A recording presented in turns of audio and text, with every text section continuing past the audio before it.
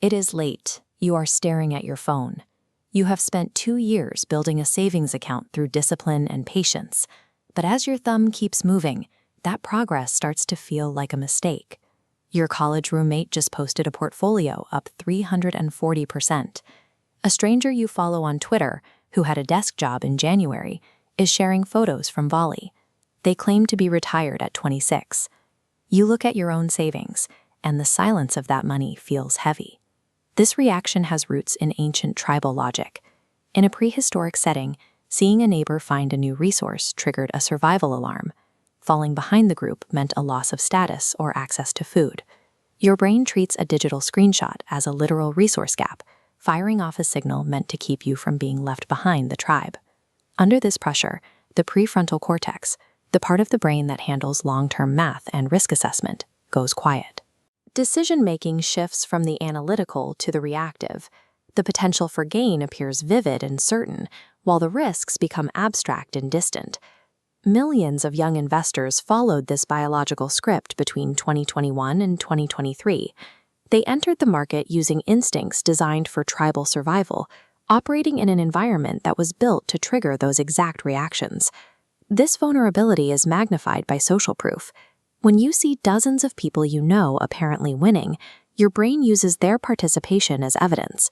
The crowd's momentum replaces your internal caution.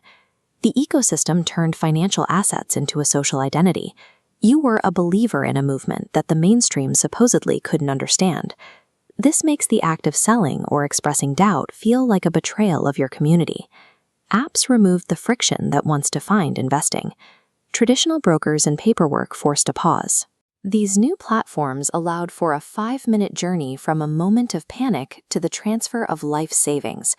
The result was a system that shortened the distance between a biological impulse and a financial decision, leading to a massive collective loss of wealth. This pattern of behavior is centuries old. In 1637, the asset was a flower. Speculation drove the price of single tulip bulbs to levels that could purchase a luxury home in Amsterdam. In 1999, the focus shifted to the internet.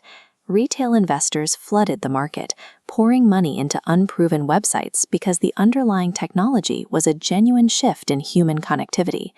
Every version of this cycle ends with the same velocity. In the dot-com crash, billions of dollars in valuation vanished in a single day. The asset changes across centuries, but the human cycle of expansion and collapse remains predictable. Economists track this through the bubble cycle. It begins with a legitimate technological seed, like blockchain. This leads to stage 2, where a small group of early adopters see significant gains on their initial positions. In stage 3, media attention creates manufactured urgency. The success of the few becomes a story told to the many. The price continues to rise because more people believe it will. Stage 4 is the FOMO explosion. Retail investors enter the market at the highest prices, providing the liquidity for early investors to exit their positions. Stage 5 is the crash. Confidence breaks. The same social proof that drove the price up now drives it down.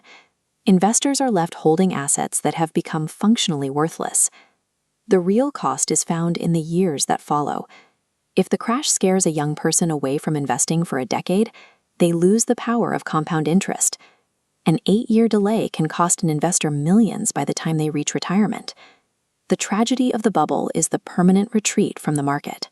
The initial loss is painful, but missing years of compounding truly destroy wealth. The market will continue to manufacture urgency. To survive, you need a set of predetermined behavioral rules. First, understand the asset. If you cannot explain how it generates value, you are gambling. Second, the 48-hour rule.